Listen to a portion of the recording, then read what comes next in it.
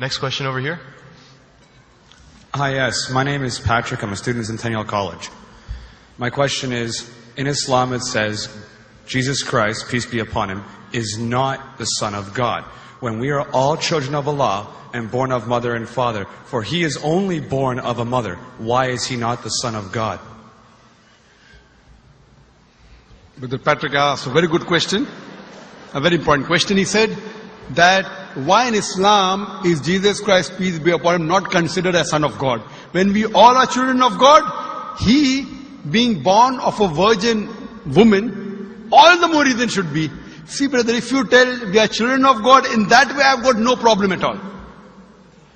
If you read the biblical language, if you say that we are children of God and Jesus is Son of God, in that context, meaning he is person who follows the commandment of God, most verily all the messengers of God, they are sons of God. But the problem is, if someone says he is not a normal son, but he is the begotten son, then there's a problem.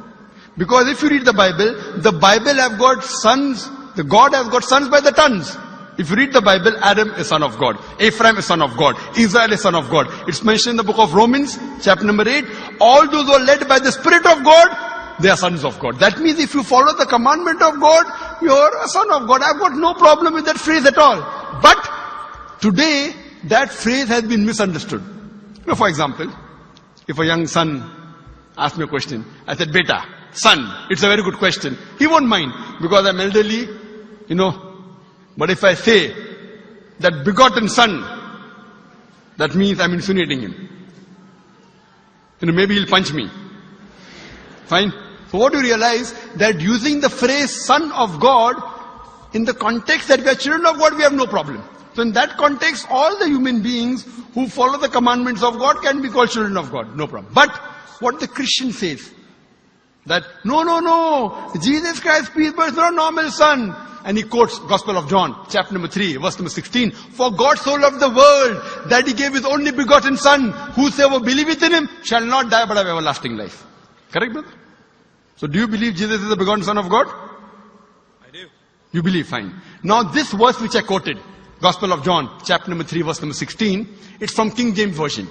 For God so loved the world that he gave his only begotten son. Whosoever believeth in him shall not die but have everlasting life. Now when you read the Revised Standard Version of the Bible, revised by Thaidu scholars, Christian scholars of the highest eminence, backed by 50 different cooperating Christian denominations, they say that this word begotten is an interpolation, it's a fabrication, it's a concoction, it's an adulteration. Who's saying? Not Muslims, not Hindus.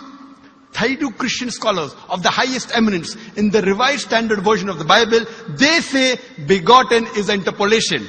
It's a fabrication, it's a concoction, and they're thrown out of the Bible.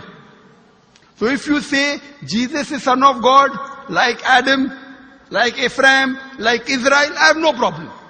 The moment you say begotten, I want to ask you the question, what is the meaning of begotten? Brother, what is the meaning of begotten? Begetting is an animal act. It's the function of lower animals of sex. And when you say that he was born to Mother Mary, virgin, what are you insinuating? And if you say, because Jesus Christ, peace be upon him, is God or Son of God, because he was born to Mother Mary, Quran gives the reply in Surah Imran, chapter number 3, verse number 59. Inna masala Isa indallahi ka masala Adam. Khalaqa min turab. That when they say the similitude of Jesus in front of Allah is the same as Adam. They were born from dust and said, be and it was. If you say that Jesus Christ is God because he had no father and only mother, then Adam, peace be upon him, is a greater God. He had no mother and no father according to the Bible. MashaAllah, you're clapping. I like it. So if you say Jesus is God because he had no father, only mother, Adam is a greater God, peace be upon him. He had no mother, he had no father. I never referred to him as a God, but Son of God. That's right. Fine. So Adam is a bigger son of God. Right or wrong? By your definition, Adam would be a god, for he has no mother nor no father. Not my definition, not my definition. By the definition of the Christian missionary. By my definition, he is a messenger of God. Because God cannot beget. I told you in my talk. Lam yalid wa lam yulad. He begets not, nor is he begotten. The moment God begets, he is not God. Son of God meaning pious person, I agree. That's the reason Allah subhanahu wa ta'ala in the Quran, in 99 attributes, He has missed out Ab, father. Why? It's a good attribute, but Allah did not mention Ab meaning father because people started having wrong meaning of the word father. So He used the more difficult word Rab, but did not use Ab. Logically it's fine, but Almighty Allah subhanahu wa ta'ala purposely did not use the attribute Ab in the Quran because people will misunderstand. That's the reason English-wise, saying Jesus is the Son of God, meaning messenger of God, I'm with you. But the moment you say begotten Son, I have objection. So you say Jesus is a messenger of God, I say peace be upon him after his name. So I respect Jesus Christ, peace be upon him, more than you, Brother Patrick. Because when I take his name, I have to say peace be upon him. If I do not say that, I'm wrong. So I love Jesus Christ, peace be upon him, more than you. I follow his teaching more than you. And if you want, I can prove it to you. That's a different argument, not for tonight. Sorry? That's a different argument and not for tonight. Okay, fine. I'll give you a few things. Jesus Christ, peace be upon him. Fine? If you read the Bible, he was circumcised on the 8th day. Fine? Majority of all the Muslims are circumcised, the Christians aren't. So if you say Christian means a person who follows the teachings of Jesus Christ, peace be upon him, then it's mentioned in the book of Leviticus, chapter number 11, verse number 7 to 8. It's mentioned in the book of Deuteronomy, chapter number 14, verse number 8. You should not have pork. It's mentioned in the book of Isaiah, chapter 65, verse number 2 to 5. Should not have pork. Muslims don't have pork. Most of the Christians have pork. If you read the book of Ephesians, chapter number 5, verse number 18, in the book of Proverbs, chapter number 20, verse number 1, it says you should not have alcohol. Muslims as a whole don't have alcohol. Most of the Christians have alcohol. If you say Christian means a person who follows the teachings of Jesus Christ, peace be upon him, we Muslims are more Christian than the Christians themselves. We love him. We respect him. If you say, I love Jesus Christ, peace be upon him, but don't follow his teachings, your love is false. We, therefore, mashallah, I love Jesus Christ, peace be upon him, more than most of the Christians.